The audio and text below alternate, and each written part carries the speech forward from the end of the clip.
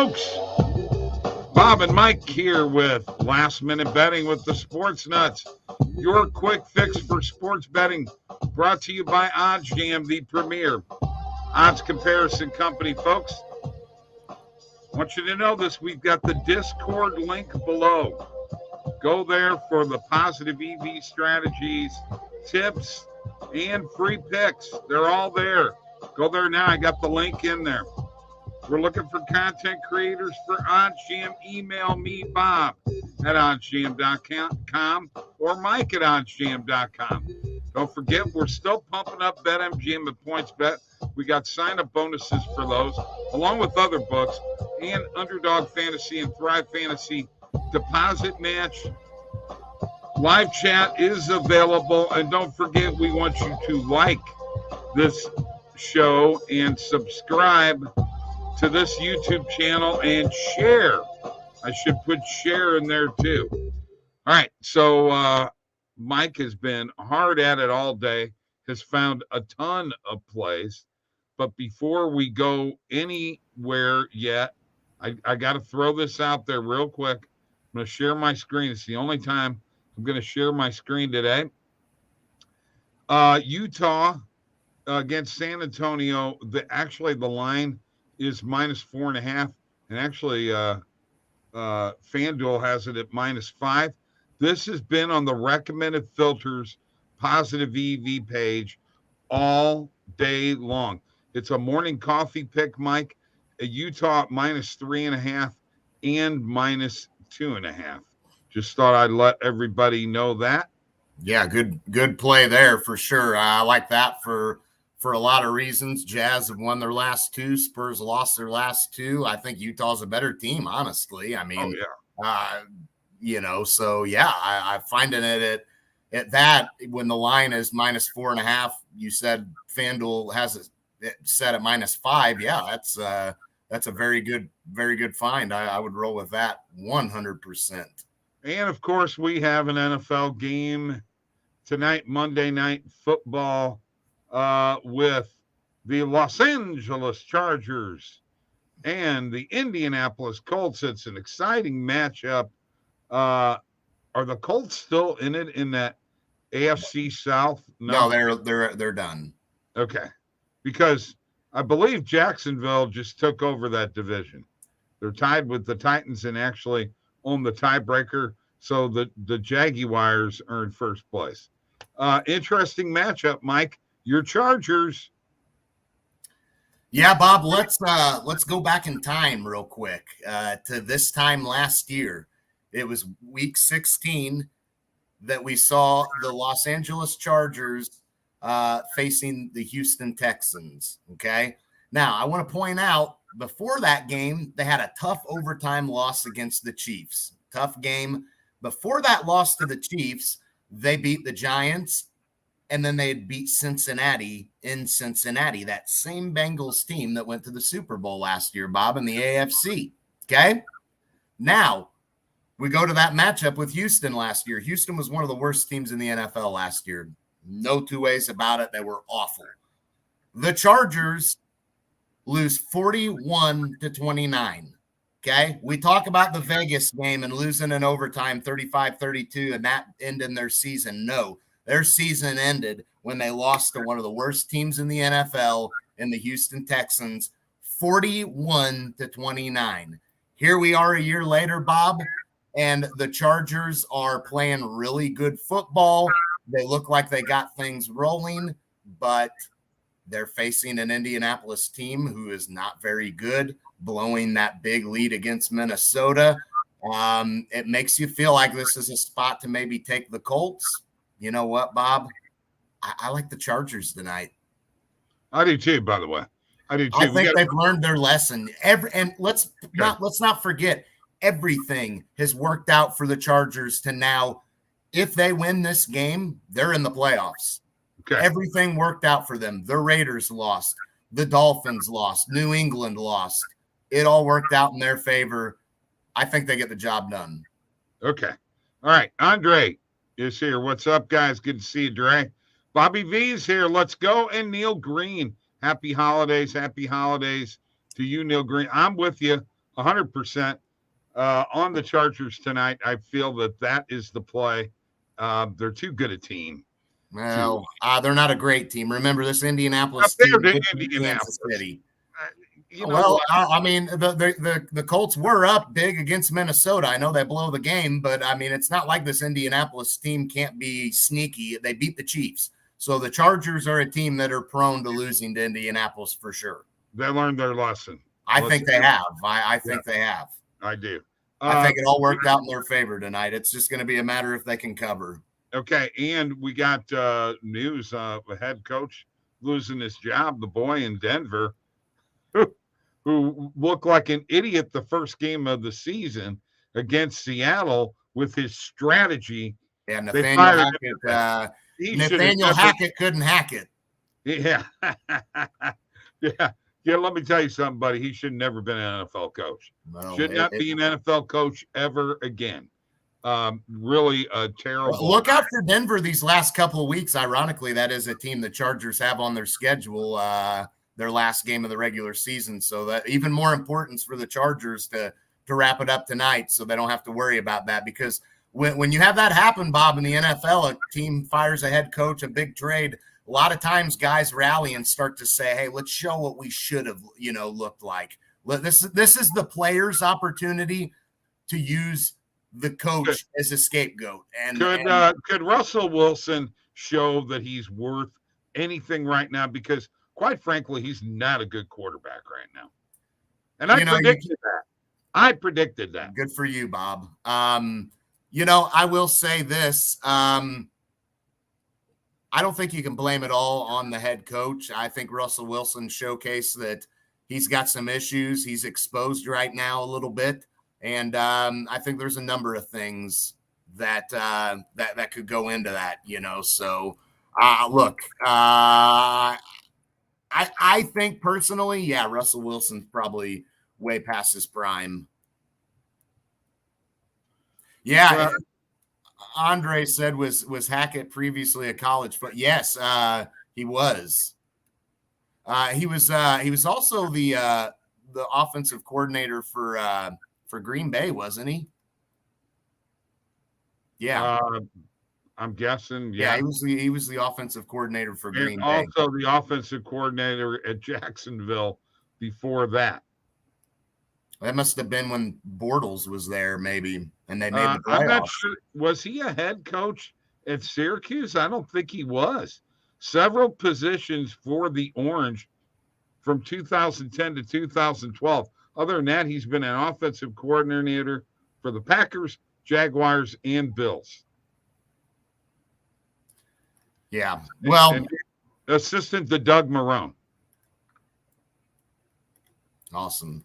All right, well, let's jump into some bets, Bob. Yeah, do it.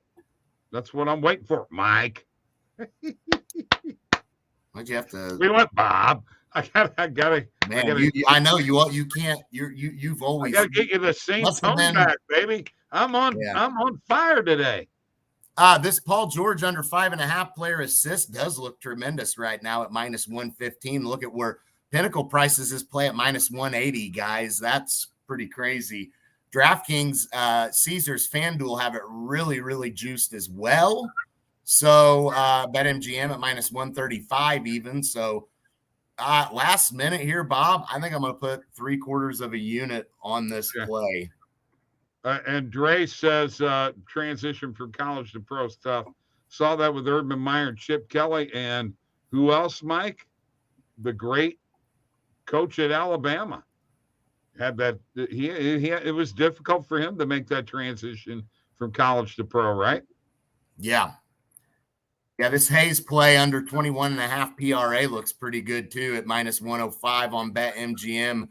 You see where everywhere else kind of has this priced at. Pretty good play, 5% edge on this play. Yeah, let's go half a unit on this one. Try to lock this in last minute here as we go. Caleb Martin over 11.5 points looks really freaking good at +104 on FanDuel. Average odds -119. Again, everywhere favors this to hit pretty well. Looks like Pinnacle a little sharper on this play, though. They're minus 107, but getting it at plus 104 is still pretty good across the board. Win probability of about 51%, 4% edge. Another one that I like here for half a unit. Edwards over 4.5 assists does have value on it. Looking here, not a lot to compare it to, but definitely some value on it. I'll go half a unit on this one. Try to go lock that one in. So that one looks pretty good as well. Okay. Kevin Porter under 1.5 player made threes. Oh, not quick enough for that one. Yeah. Well, there's Kevin Porter under 18.5 player points. Had the under 1.5. That's gone too. Darn, people are on it. Jeremy Grant over 2.5 assists. Looks pretty darn good on Bet Rivers. Pinnacle prices this bad boy at minus 143. Everywhere favors it. Yeah, that's a pretty good one for a half a unit as well. Yeah, a lot of good stuff that is out here. Last minute positive EV page. I'm not going to go overboard here last minute, but I definitely want to get a handful out.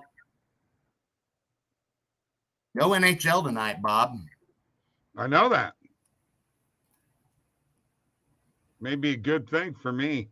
Yeah, and this Edwards one, man, I'm bumming on that one. You can get a lot better on it now, but that's okay. Here's what I got in the bet tracker. You can see all these plays that I got. Pending bets, pretty well all of them for tonight. So if you watch this on the replay, you can see that. Gesicki, that over 1.5 player receptions didn't come through. I was bummed. It's funny. I posted this play on Pickett, and I didn't post the other 3 that I had. Somebody was like, "Oh man, your plays never hit." I was like, "Man, it's one play that I posted. I didn't get time, to post the other 3." So How'd you do with anytime touchdown scores for Sunday night? I know James Conner cashed, and that was it. Okay. So we wound up with 9 first time under double digits. But the Rams-Broncos game, I don't think I hit in that one either. I don't know. I can tell you. I don't think I had Cam Akers. I know I had Van Jefferson. I don't know if I took 2 in that. I don't remember. Okay. But yeah, that's what I've got positive EV wise. A lot of stuff out there. All right. My turn. I'm in like Flint. Here we go. We're going to do things this way here. And that is my way. No recommended filters now. I'm going to turn them off. I'm going to take my market and make main and alternate market width of a maximum of 25 cents. Today's range. Refresh. Let's go. Rockets. Plus 175 first quarter money line. Look at that, 4.86 edge, but a really low win percentage. If you're going to take the Rockets anywhere, you're probably not going to take them further than the first quarter against the Bulls. Pelicans, little small butterfly play here. First half point spread and a first. I like that one. I'm on that one. Yes, I think for sure on that. And the -1 first quarter point spread, I think I like that too, Mike. For who, New Orleans? Yes. Yeah, I would roll with both of them. Okay. That's what I feel too. It just means it's New Orleans night. That's all that means. Pacers under 59.5 first half team total. I like that. I have that. Do you? Okay, cool. Yep. I took that one earlier. All right. And there's our Jazz plays again. And that is all other than first half money line. Might as well sprinkle a little bit on that too for the Pelicans also. Yeah, I think I would. Yeah, everything kind of coinciding there. All right, let's get out of the main and alternate market. Let's go to the player props. Nothing but player props here. As you can see right now, no positive EV plays. You know why? The maximum market width isn't high enough. Let's make it 38 cents. That's what I like to do. And first one that hits is Jabari Smith under 1.5 player made threes. And I got to be honest with you, Mike. I don't know enough about this guy, but let me tell you how I approached this. Now the odds have changed. This bet is no longer positive EV. But even without that, I just want to show you this, okay? This no vig fair odds, when you get 13 cents difference between no vig fair odds and what you're going to get on a book, I jump on that, man. I don't care what you say. I jump on it. Did you do this Killian Hayes under 21.5 PRA? Yeah, I liked it. Okay.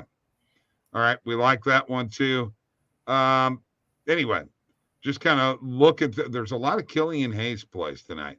All on the under in points, under in player assists, probably under in rebounds too, if truth be told.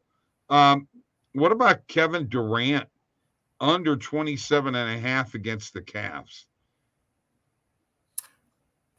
You know, I don't mind it. I mean, Okay. Cleveland's a good defensive team. I mean, you know, half a unit.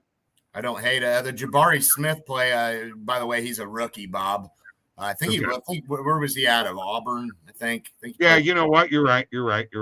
He's a rookie, but whatever play you had on him, it was on his. What was the play you had on him? Under 6.5 rebounds. Yeah, I'd roll with it. Okay. All right. And folks, very quickly, by the way, don't forget we have the Discord link is below. We want to remind you all of that. Get in there and get in on some of the positive EV play strategies, free picks, all that kind of stuff.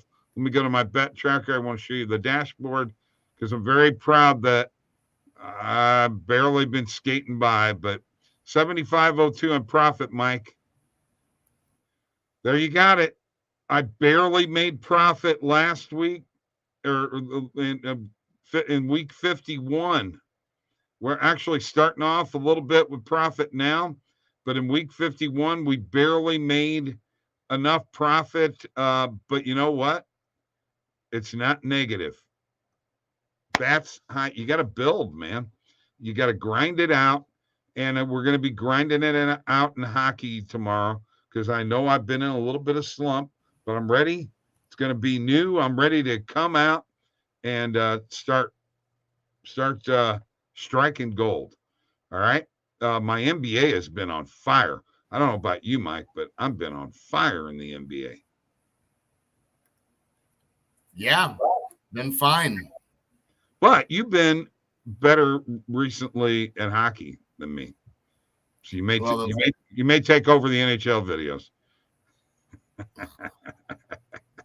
Every day, 8 o'clock in the morning, bud.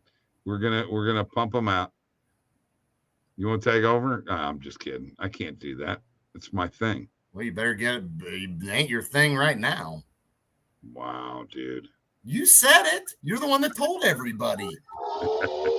Just in a little bit of a slump, but I'm still okay. Hey, make sure you guys subscribe to the YouTube channel, please. Everybody tuning in here, the live stream. We got a few people joining last minute. Watch it on the replay. Lots of bets out there. And if you would, subscribe to the YouTube channel. We appreciate it. Yes, please do. All right, let's do it. Let's do it.